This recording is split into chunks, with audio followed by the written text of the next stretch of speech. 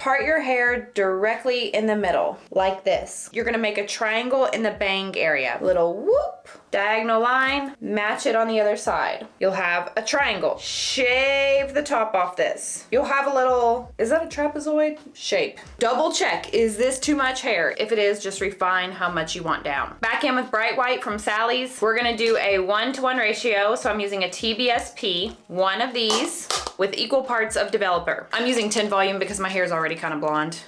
This section is a little thick, so I'm gonna cut it in half. I'm gonna use the mesh paper for this. It's basically a foam. I got it off Temu. So I'm gonna go in and paint this on. We did a 1-to-1 ratio, so it's super thick. Super thick. Oh no.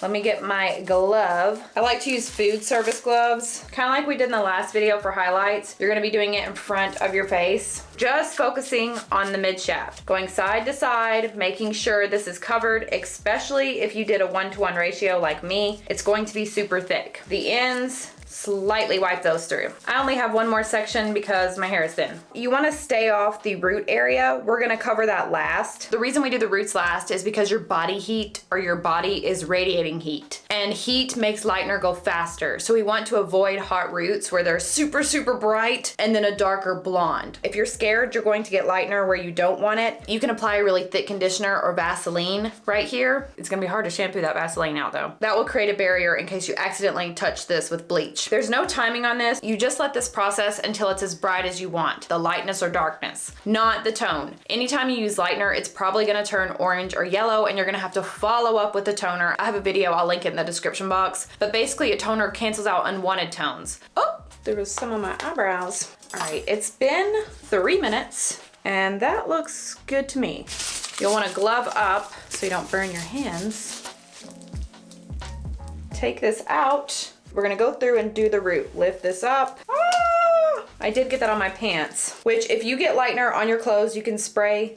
I did it again. You can spray hairspray on it and it stops the bleach. I don't really know how or why, but it works. I'm gonna wipe out this bottom here. I don't want it to get any blonder. Sometimes it is easier just to use your fingers. Just make sure you're wearing gloves. This will process extremely fast because of the heat from your scalp. To make sure it's fully saturated, I'm gonna cut it the opposite way. We applied it horizontal. I'm gonna take vertical cuts here and just make sure we're good.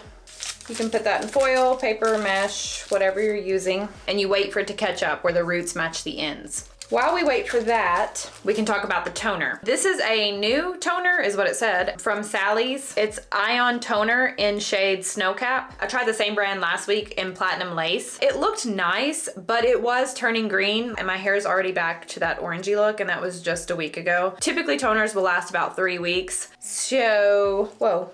There's a little piece of lightener there. That was a little disappointing, but we're gonna try it again. To use it as a toner, it's a 1-to-1 ratio, so equal parts, an ounce of color, ounce of developer, tablespoon of color, tablespoon of developer, 10 volume for 15 minutes on dry hair. Typically toners are done on wet hair, so that is different.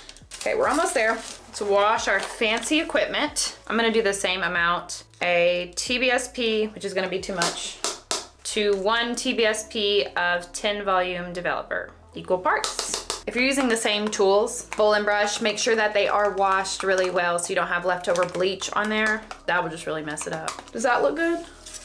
The root area is pretty much caught up, so I'm gonna go ahead and shampoo, condition, and dry this. Here it is, and it looks perfect. Perfectly yellow. Probably could have left it on my roots just a little bit longer. Toners really don't have a special method, you just apply them. The key is to making sure that all the hair is saturated. The toner again says 15 minutes, but we may just do 10 because I did the last toner for 10 minutes and it was already turning green. Make sure you get your hairline. And you can put this toner on the rest of your hair. It's only gonna tone the pre-lightened parts or the blonde parts. Normally I would, but I want to do just this piece so we can see the difference between my hair and this. I will be right back in 10 minutes. Here's what it looks like. It's blonde. I had the intentions of leaving the toner on for 10 minutes, but it was on for, I don't really know, at least 15. My ADHD took over and I started doing other things, looking at my plants, watering the plants, clipping the plants. It was 15 or 20 minutes. It does have well, I don't know. It is a very icy gray. I should have left the lightener on my roots a little bit longer. I think I'm gonna use this one on my orange hair and see how that looks. That is the money piece. Some people will even extend their sides down. All you'll do is just connect the shape down to here. I don't ever do that because the maintenance. This is a high maintenance look. If you're trying to upkeep it without having roots, you have to retouch the lightener a lot more than I'm really interested in, but it's easy to just dab the roots. Then you have to throw the toner on again. So yeah, it is high maintenance. I'll have all the links to the products we use below. Also, my main channel will be below. This week on Sunday, we have a Temu hair supplies haul. I haven't